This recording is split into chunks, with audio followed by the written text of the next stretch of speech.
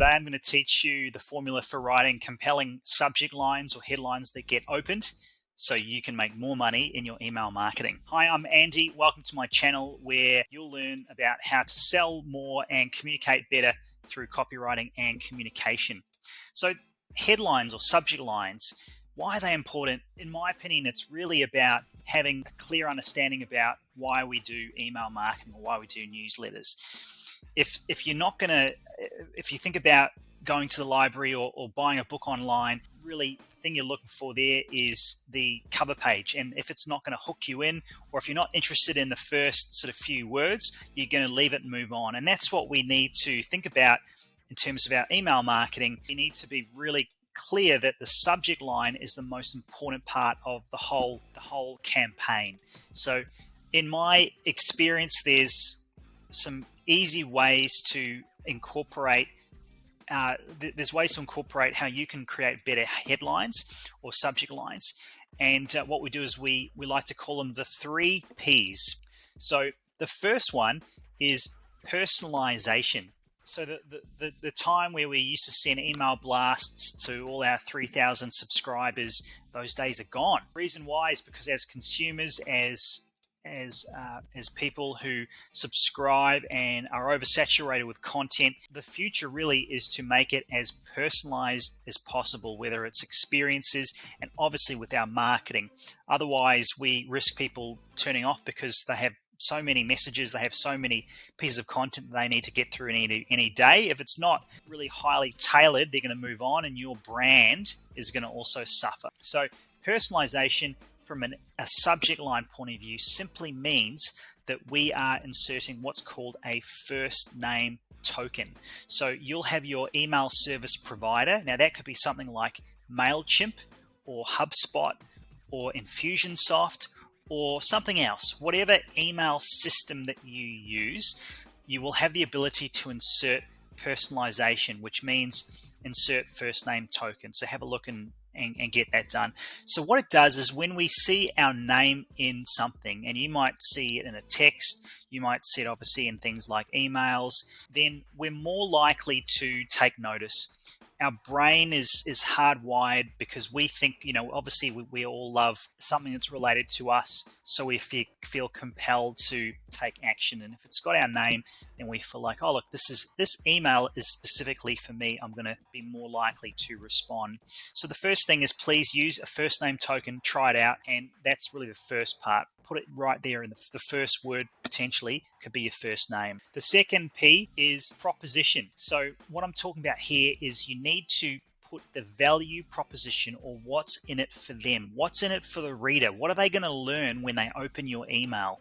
What's your promise? So we go back to that book analogy. And, there's a great example recently. I read a book called 12 and a Half by Gary Vee, the wonderful entrepreneur. And his book that said 12 and a half. Now, what it did, it promised to tell me about the 12 and a half emotional ingredients that will really help me transform me as a leader, as a business person, as an entrepreneur, and ultimately have a happier life. That was all condensed into a few words, obviously. But to me, that's a really clear way of what a value proposition is. So if you think about how you can do that in your subject line, remember you've only got 9 words to fill up. Otherwise, the email gets cut off. So 9 words to use.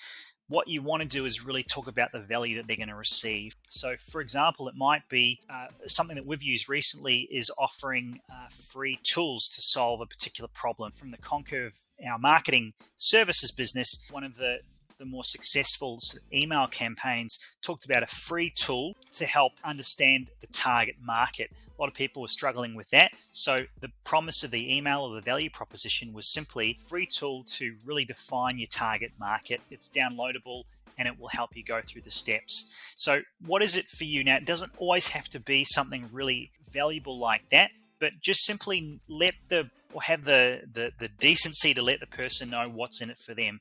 And if you, of course, follow through in the copy of the email, then they're going to feel like, hey, this person says what, but they back up what they say.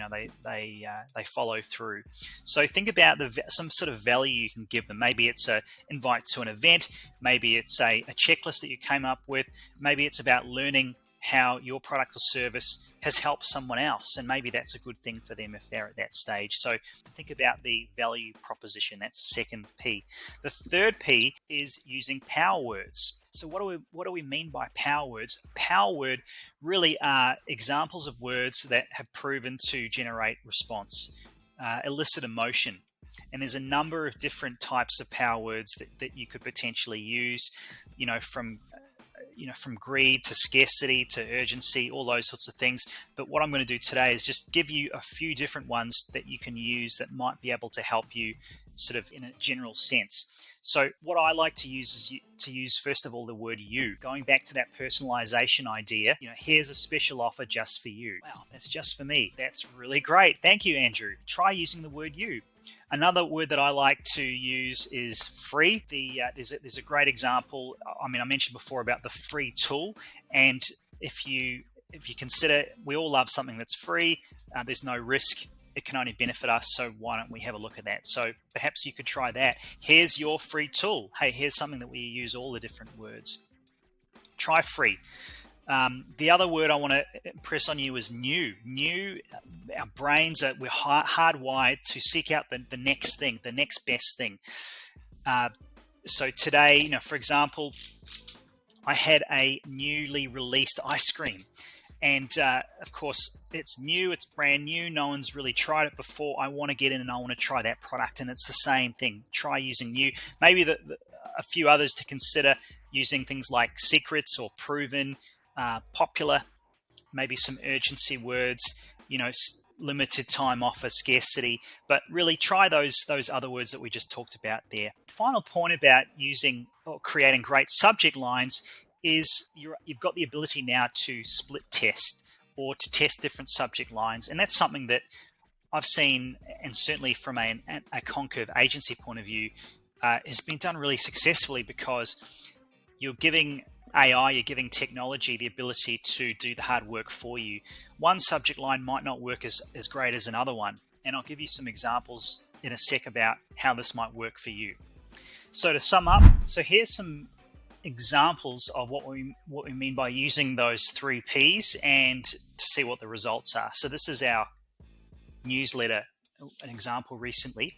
And so what we did is we used our first name token, which is there, and we, in terms of the proposition or what the value is. So this was talking about a tool to attract great employees. So that was what we said there. Use this to attract great employees. If they're in the lookout for something to attract better team members, then that's the promise. The second headline or subject line we tested out was if they're struggling to find the right employees. And we found that the open rate was slightly better on the first one, and the click rate was 5 times as better. So we use this.